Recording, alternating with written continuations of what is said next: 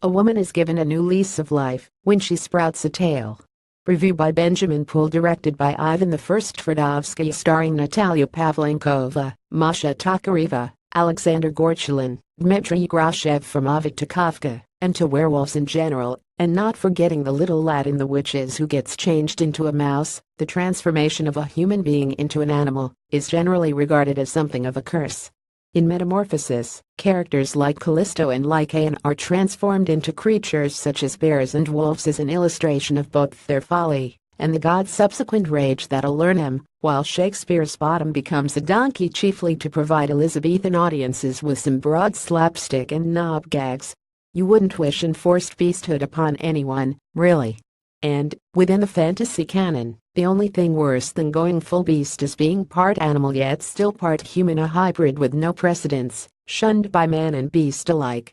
Pity Seth Brundle in The Fly, and lament the poor youngest brother in Hans Christian Andersen's The White Swans, stuck with an ivory-feathered wing instead of an arm, marked for all eternity as a boymonster. Which is why, in Ivan the First Tverdovsky superlative zoology, you can't blame woman of Vassar teenage Natalia Pavlenkova for her initial reluctance when she sprouts a 3-foot-long tail. It's a grim existence anyway for Daddy Natasha, stuck at home with a henpecking mother and working in a shitty office with a gang of small-minded morons who actively bully our girl by filling her desk drawers with mice. No wonder then that kind, but conquered Natasha spends her spare time at the zoo, petting the monkeys through the bars, and slipping the leopard an illicit hot dog. More at home with these docile creatures who know no shame or vanity, and with the unwelcome appearance of this unwieldy appurtenance, is Natasha becoming something less than human. Tverdovsky's film is mired in a missing scene of misery knitwear, beige food slurped from old bowls, faces etched with lines of desolation, as if middle age in this nowhere seaside town has worn away any individual aspiration of joy or hope, leaving its inhabitants with little more to do than gossip and snipe about one another, spreading mean stories like a bunch of ruble shop baba yagas. The gray color scheme makes it seem as if even the camera lens itself is worn out. Within these glum circumstances, who can Natasha turn to when this abject appendage sprouts from her spine? Not this gaggle of gossip certainly, nor her superstitious mother, and as for those institutions who are supposedly designed to help, it's a toss-up between the church and the hospital as to who is the most useless.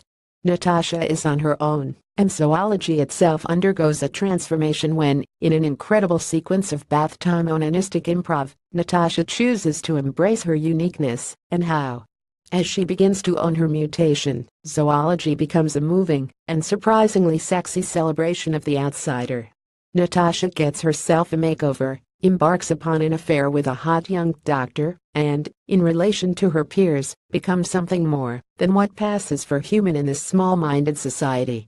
Even the horrified screams which emit from fellow dancers when Natasha's tail accidentally slips from her skirt down the disco serve to energize her. You Go Girl. The film that zoology most puts me in mind of, with its specific focus on feminine psychology and sexuality, is that other small wonder, Ginger Snaps. Although whereas that body horror took as its subject the alien changes bodies undergo when we're young, zoology suggests the unwanted, uncontrollable permutations our physicality will eventually endure when time catches up with us. However, due to Natasha's resolve, and Pavlenkova is really something as she essays this exceptional character, her mutation becomes something empowering and even inspirational. In our own way, aren't we all a bit unusual and lonely? Alas, as the final scenes of this mini-masterpiece suggest, humanity will out, and beneath the transformation it turns out that Natasha was, just like the rest of us, all too human after all. Within its bizarre premise and grotesque recast, zoology captures this essential and beautiful truth. Zoology is in UK cinemas September 29.